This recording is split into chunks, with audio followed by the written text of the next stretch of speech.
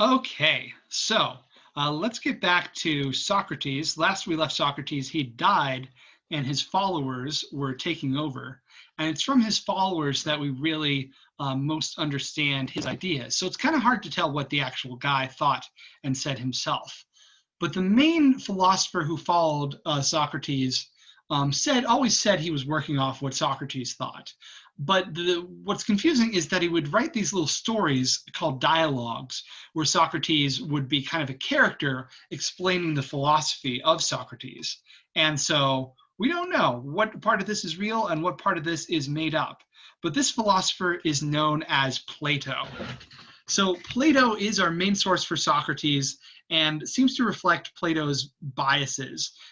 Some people think that when he's writing about Socrates, he's just putting words in his mouth. He's saying, oh, well, because Socrates is great, he obviously believed whatever I believe. It's hard to say. But what is true is we can talk about what Plato believed a lot more clearly than what we can talk about what Socrates believed. And basically what Plato did was set up a school, and this was the Academy in Athens. And this was a school of Socratic philosophy, trying to learn from what Socrates had taught and continue his legacy. By all accounts, Plato was one of the ones who was devastated by Socrates being put to death. And maybe this is one of the reasons why in his work, Plato seems to be one of those who's skeptical of democracy. But Plato had a lot of interesting ideas. One of his most famous philosophical works is called the Symposium. The Symposium was a kind of Greek drinking party where people would gather and discuss philosophy. And he makes his symposium be one where Socrates discusses the question, what is love? How should one find love? And what does it really mean? And how do we define this thing called love? So that's the Symposium. And it goes to some interesting places. And he ends up concluding that love will be kind of a stepping stone to getting in touch with a love for the entire universe and all of reality, which is interesting. Also very famous is his apology, which the word apology doesn't actually mean what it means kind of the opposite of what it means today. It means like a legal defense. So his apology of Socrates is not apologizing for Socrates, it's defending Socrates. And in this, he basically gives what he says is Socrates' defense of himself. And then the other big concept that is in Plato's philosophy is the idea of the Platonic forms. So the Platonic forms, basically this is the idea that the world we see is kind of a shadow of the true reality, is kind of a false, limited version of reality. And what actually exists with the true reality is a reality of ideas, of kind of absolute concepts. And to explain a little bit more about this, we have the allegory of the cave, sometimes known as Plato's cave. So Plato says, through the mouth of Socrates, imagine if there were some prisoners who were chained up in a cave. They are kind of fastened so they can only look at the wall of the cave. And there's a fire, and the fire is lighting up the wall of the cave and casting these shadows on the wall of the cave. And then every so often, people come along and they move like little statues and things around to cast more shadows on the wall of the cave. And so this is the way these prisoners have lived their entire lives, just living in this cave, looking at the wall of the cave. And so all they can see is these shadows on the wall. And so when they look at the shadows on the wall, they think they're looking at real things. They think they're looking at like a bull or a cup or a horse. But in fact, they only see the shadow of a bull or a cup or a horse.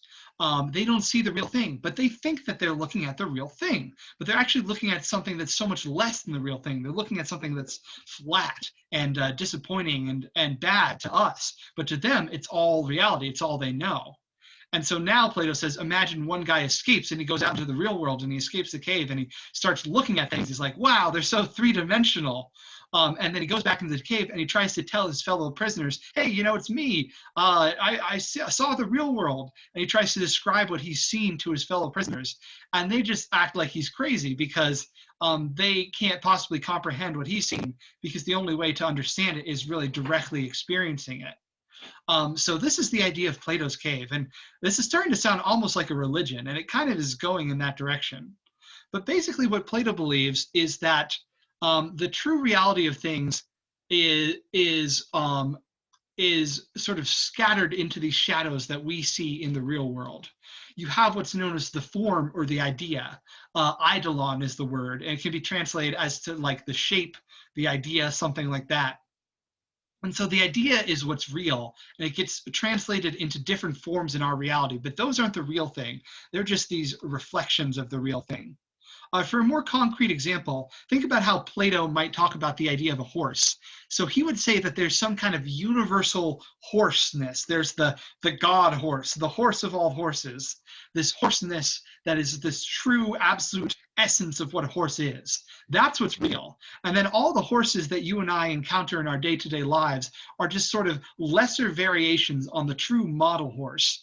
They are cast off. They are kind of there, but they're like not all the way correct. They're like 80%, 90% of a horse, of really being the horse quality. But the true horse is the one that exists in this realm which is beyond us.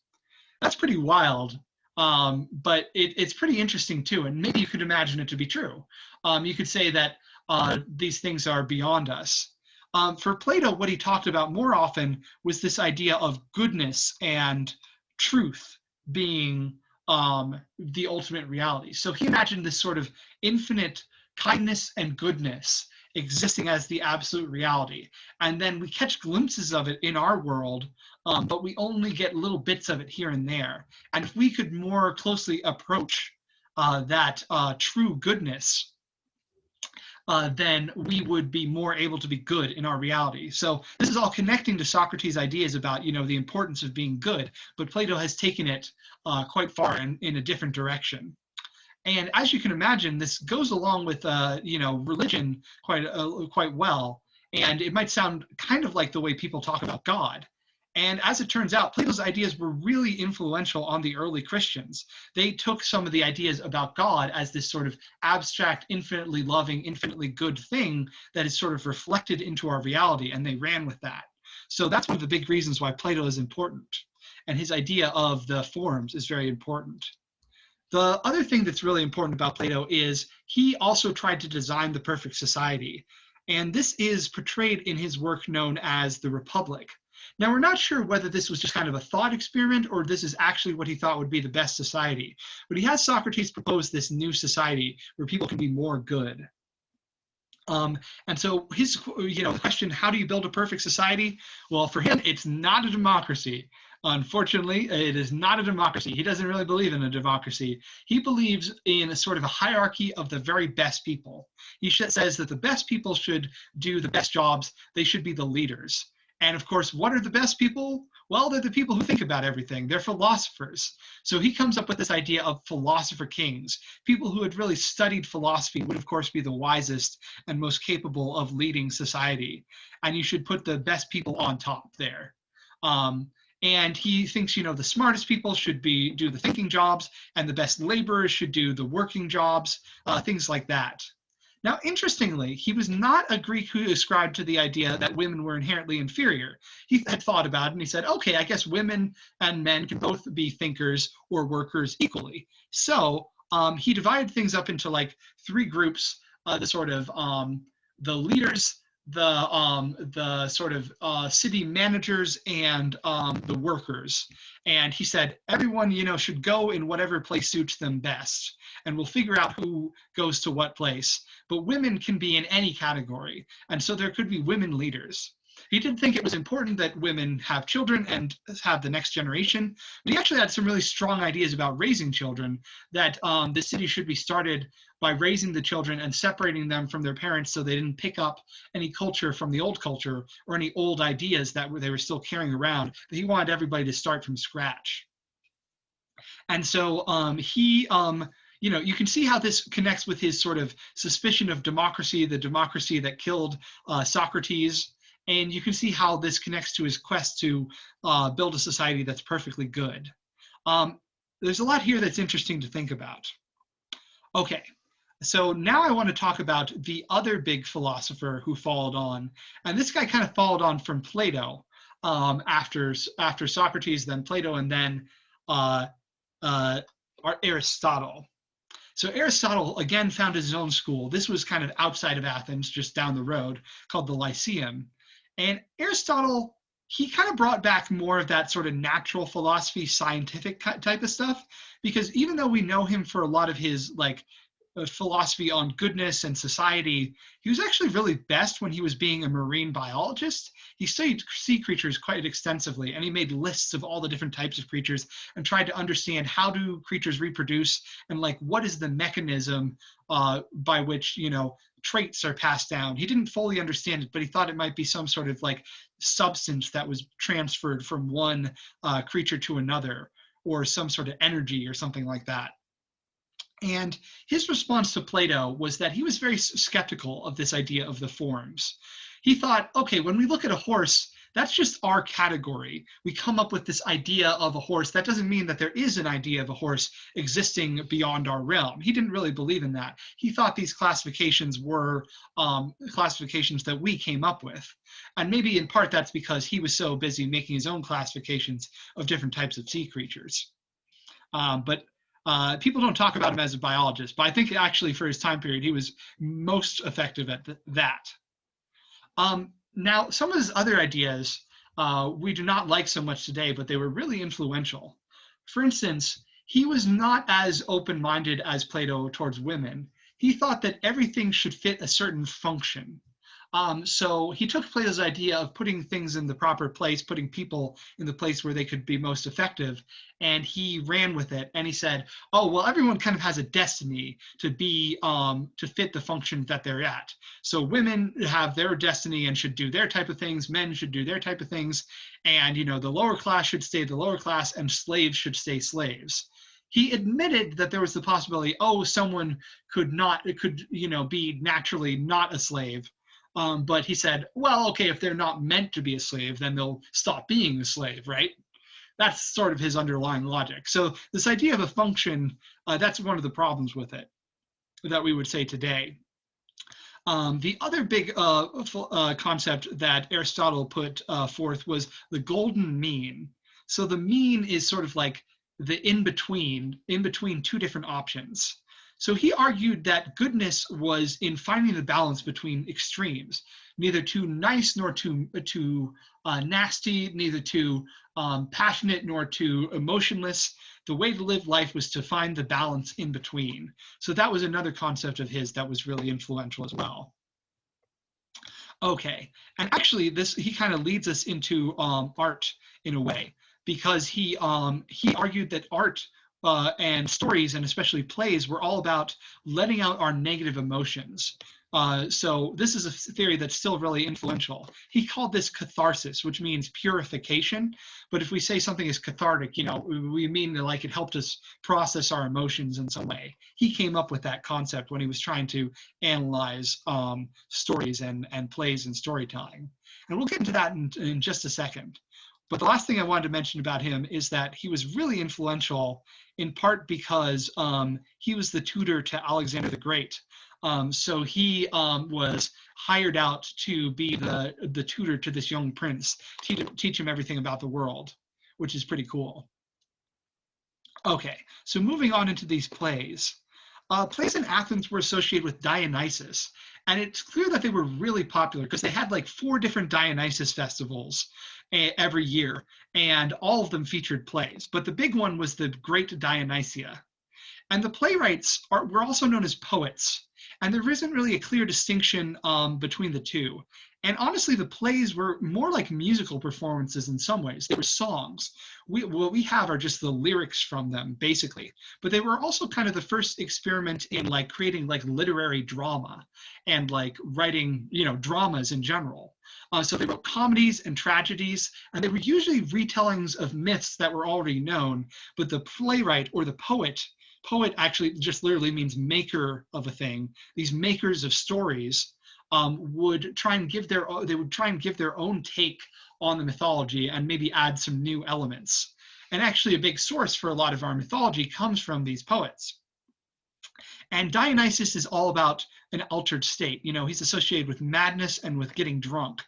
So going to the theater, it's kind of interesting to think that that is something that's still associated with it. They usually had a chorus who were singers and dancers and would kind of represent the voice of the people. Originally, it was probably all chorus, and then eventually they started adding characters later on.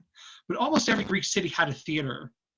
Men played all of the roles, kind of like Shakespeare. So men would dress as women or present themselves as women in these plays. And it was helped by the fact that they would wear masks. So masks were a big part of the performance, and the masks were kind of open so they could talk through them. But they didn't really need to have facial movements. They had more the body movement to try and project these characters. It's unclear if women were allowed to attend the performances. We have some sources saying that they might have, other sources saying that they were not allowed to. It might have been different at different times and places. But yeah, this theater was actually added later on in Athens. Originally, it would have been wooden seating, and even before that, it would have been like boxes brought out that everyone could sit on the hillside. And eventually, it became a marble theater. Okay, so with the rest of this video, I just want to go through a few different the Greek playwrights and just kind of give a who's who. Honestly, it's pretty easy in the sense that there aren't that many of them. There's really only 4 big Greek playwrights from this time period. Okay, so the first one to start with is Aristophanes. He is the only one that we have his work who wrote comedy. A lot of the plays from this time period are lost, and when it comes to comedy, we're left basically just with him. And his comedies tend to feature weird things happening, or reversals of fortune, or some sort of magical mythological thing happening.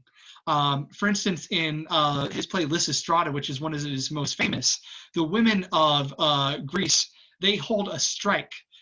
This was a play performed during the Peloponnesian War. So his idea in this play is that the women of Greece all go to hold a strike to convince their husbands to end the Peloponnesian War. How do they go on strike? They refuse to have sex with their husbands. And so the husbands are pressured into finally ending the war. But they actually have a really hard time doing this because the stereotype of women for the Greeks was that women were very raunchy and wanted to have sex a lot.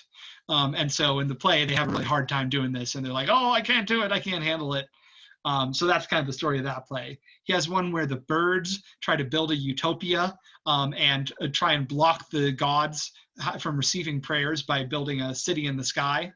He has one that makes fun of philosophers, including Socrates, which might have actually led to Socrates' trial in some ways. But the thing I love about Aristophanes is he's not afraid of dirty jokes.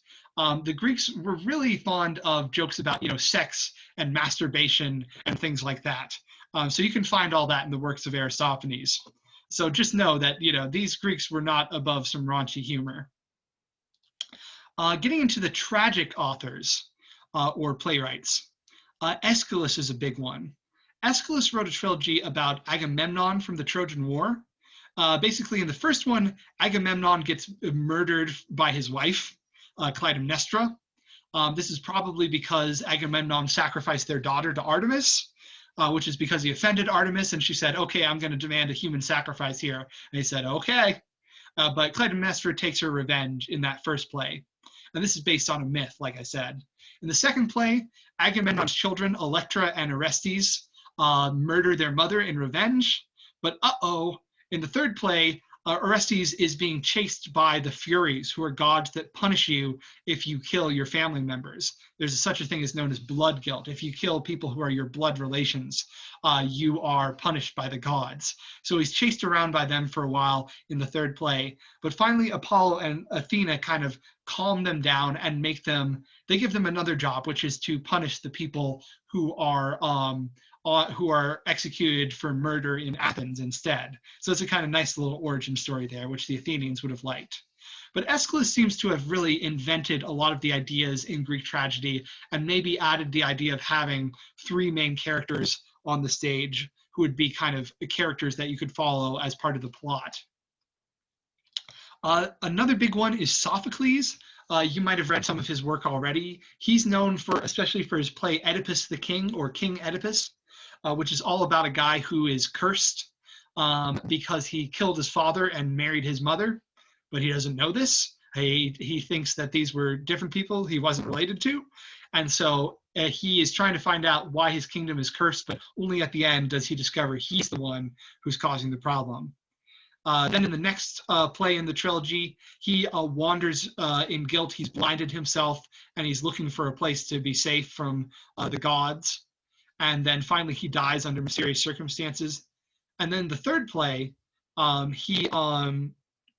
his daughter fights her family members as to whether her brother should receive proper burial rites. Her brother was a rebel against the kingdom, and so she's trying to defend the religious honors that should be accorded to him. But she doesn't let, she is not ultimately allowed to do this because the successor to the throne is not letting her. So you can see there's a lot of themes of, family for good or for bad, tragedy, loss, suffering. He thought about all these things. So that's Sophocles. He's basically the Oedipus guy. Unlike Aeschylus, he didn't write his plays to be performed together as a trilogy. They come from different groups of plays. But basically, these are the three big ones that people still say today.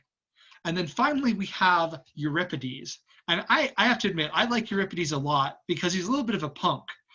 He tends to focus on downtrodden characters who are maybe not like the rich elites or the most powerful people. One of his plays, and they can get pretty dark, one of his plays is about the end of the Trojan War and how the Trojan families just get utterly slaughtered by the Greeks who defeat them. And so he seems to be criticizing the way Athens is treating his enemies. So this is a political play that's putting forward, like, hey, maybe we shouldn't slaughter so many people. Another one of his plays involves the sorceress Medea, who's kind of a wicked witch figure in mythology, but he kind of makes her the protagonist. He makes her almost seem heroic until she murders her children to get revenge against her husband for betraying her and marrying someone else. So he makes her seem kind of sympathetic, which I imagine was controversial at the time. Another one is where there's a king who doesn't believe in Dionysus, but Dionysus is able to overpower him and have him torn apart by his own mother, who is maddened, who is in a state of intoxication.